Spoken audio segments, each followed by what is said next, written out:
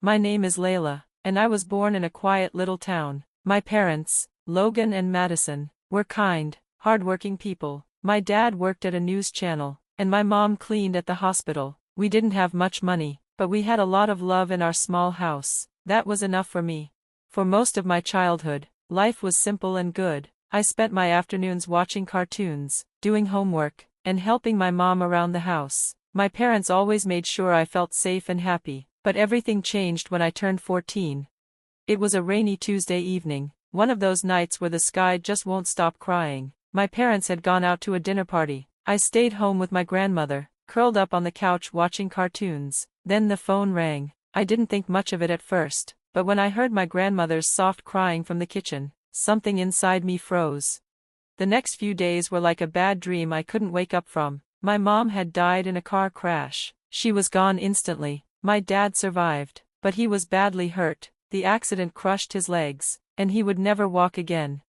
I still remember standing next to his hospital bed. His face was pale, and his eyes looked tired and broken. He reached for my hand and whispered, "I'm so sorry, Leila." I didn't understand why he was apologizing. It wasn't his fault. A drunk driver had taken everything from us. But as I got older, I realized my dad wasn't blaming himself for the crash. He was apologizing for how hard life was about to become. Still, my dad didn't give up. Once he was home, even though he was in a wheelchair, he kept working. He found a new job as a search marketing specialist for a big city newspaper. He had always loved writing, and now he used those skills to help businesses get noticed. We grew even closer during those years. We watched old movies together and talked about books. He helped me with school, encouraged me to dream big, and never let me feel alone. When it was time for college, he pushed me to go after something I loved. I ended up at State University, studying forensic accounting. That's where I met Lucy, my best friend. She was funny and loyal, and I could tell her anything. One day, she introduced me to her second cousin, Aiden. Aiden was sweet, with a gentle smile and a sense of humor that made me feel at ease. He didn't blink when I told him about my dad's condition. He accepted everything about my life without judgment. When he finally met my father, they bonded right away, especially over their shared love of classic rock. Aiden made me feel seen and understood. We dated all through college, and after we graduated, life moved fast. I got a job as a tax manager, and Aiden became a commercial driver. 4 years later, he proposed in the same park where we had our first date. The leaves were orange and gold, and the air was crisp. It felt like a dream. I said yes, but I had one condition. I told Aiden that I wouldn't leave my dad. He still needed my care. Aiden didn't hesitate. He just smiled and said, "Of course, we're a team." We had a small but beautiful wedding. Even though my dad was in a wheelchair, he insisted on rolling down the aisle to give me away. Everyone cried. It was one of the happiest days of my life. But every fairy tale has its shadows. Mine came in the form of my mother-in-law, Natalie, and my sister-in-law, Ruby. From the beginning, I could tell they didn't like me. When I first met them, Natalie looked me up and down and asked, "So your father is handicapped?" "He's disabled," I corrected, trying to keep my cool, "but he works full-time in digital marketing." She sniffed and turned to Aiden. "Are you sure about this? There are plenty of girls from good families." Aiden stood up for me right away. "Leila's family is just fine. I love her, that's what matters." Natalie backed off, but her disapproval never disappeared. Ruby followed her lead, always cold and distant. After we married, Aiden moved in with Dad and me. It wasn't always easy, but we made it work. Aiden was on the road a lot, and I worked long hours, but we always made time for each other and for Dad. We had dinners together, watched movies, laughed. It felt like a real home.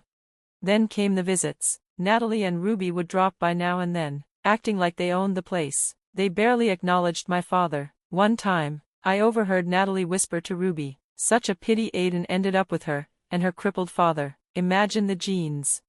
It took everything in me not to scream, but I kept quiet, for Aiden's sake. I wanted peace, even if they made it hard. One evening, after a particularly nasty visit, I broke down. Aiden found me crying in our room. "What's wrong?" he asked, worried. "They hate me," I whispered. "They think I'm not good enough, because of Dad."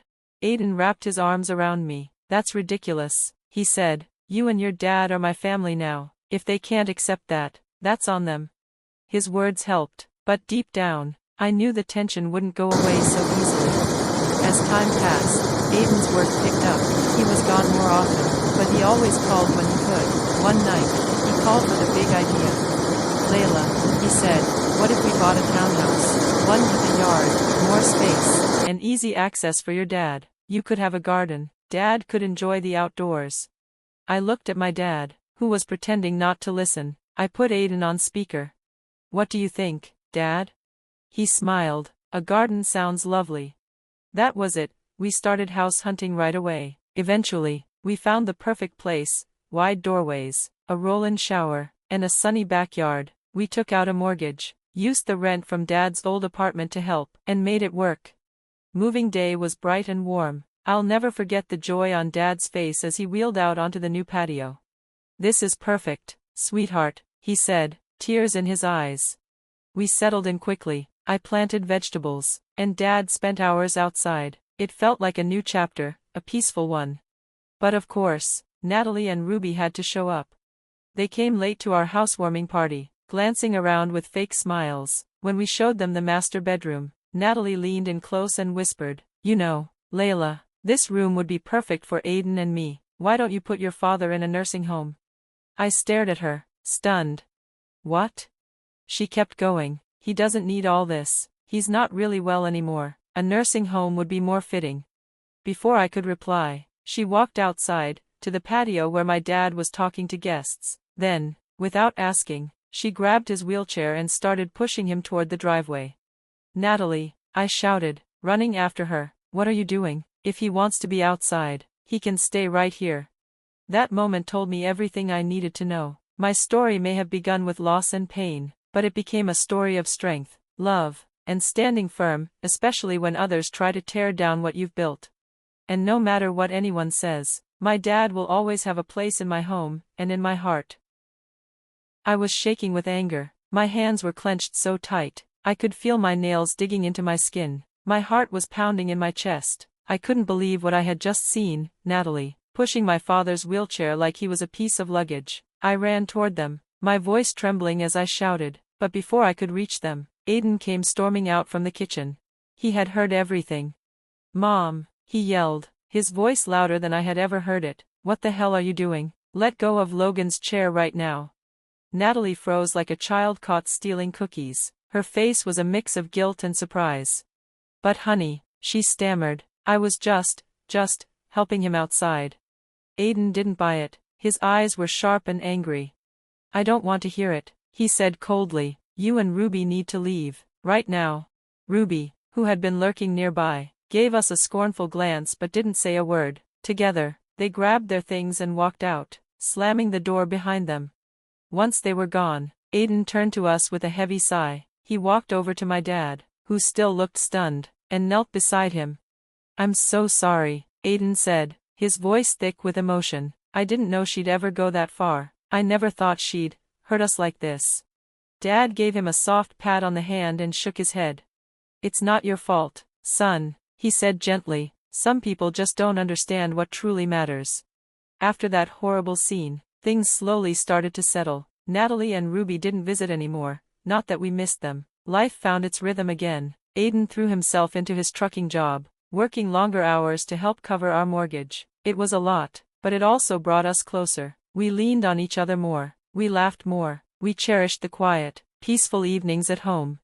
I kept working at the tax office. My father stayed active too, editing articles from home, helping me with small repairs, and spending long afternoons in the garden. The days were busy but full of love. Then one afternoon, everything changed. I was at work when my phone rang. It was an unknown number. I hesitated, then picked it up. "Hello, is this Mrs. Leila Grant?" the voice on the other end asked. "Yes, this is she. This is Officer Rodriguez with the Highway Patrol. I'm very sorry to inform you." My breath caught in my throat as he continued. Aiden had been in a serious accident, a head-on collision with a semi-truck. He didn't survive. I dropped the phone. I couldn't hear anything else. My body felt cold. Everything around me seemed far away and blurry. I couldn't believe it. Not Aiden, not the man who had stood by me through everything. Gone. The days that followed were dark and empty. I don't remember much, just bits and pieces. picking out his suit for the funeral, holding my father's hand as we made arrangements, waking up in the middle of the night and forgetting for a second that he was gone, then remembering and feeling the pain all over again. I knew I had to call Natalie and tell her what happened. It was the right thing to do, even after everything. When she answered the phone, she didn't even let me speak for long. "What did you do?" she snapped. "He was always driving too much. He died because of you and your ridiculous life. You pushed him too hard." Before I could respond, she hung up. I stood there staring at the phone, stunned and heartbroken all over again. The day of the funeral was gray and cold. Rain drizzled all morning, but the turnout was large. Friends, co-workers, neighbors, everyone came to say goodbye to Aiden. Everyone, except Natalie and Ruby. They didn't show up, not even a call or a flower. Still, the service was beautiful. My father rolled beside me, holding my hand tight. I didn't feel alone. Aiden had touched so many lives. His loss was felt by many. After the funeral, we returned home, but the moment I opened the door, I sensed something was wrong. Lights were on, voices echoed from inside, but I knew I had turned everything off before leaving. My heart sank. "Dad," I whispered, "stay behind me."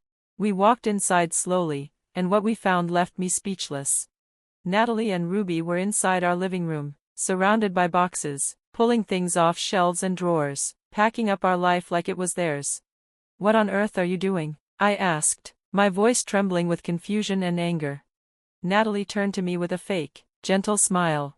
"Oh, Leila dear," she said sweetly, "we're just helping you pack. You can't possibly stay here now that Aiden's gone. This house, it's too much for you." Ruby chimed in, pretending to be helpful. "Don't worry, we thought it through. You can go back to your dad's apartment. It's cute and cozy." I couldn't believe what I was hearing. My mouth went dry. "Get out," I said, my voice quiet but steady. Natalie blinked at me. "Excuse me?" I said, "Get out of my house, right now." Natalie's expression hardened. "This house belongs to Aiden's family now. That means us. You're just his widow. You don't have any real rights." I laughed bitterly. "Funny," I said, my eyes locked on hers. "You didn't seem like family today. You didn't even come to the funeral. You didn't cry. You didn't even care." Natalie rolled her eyes and waved me off.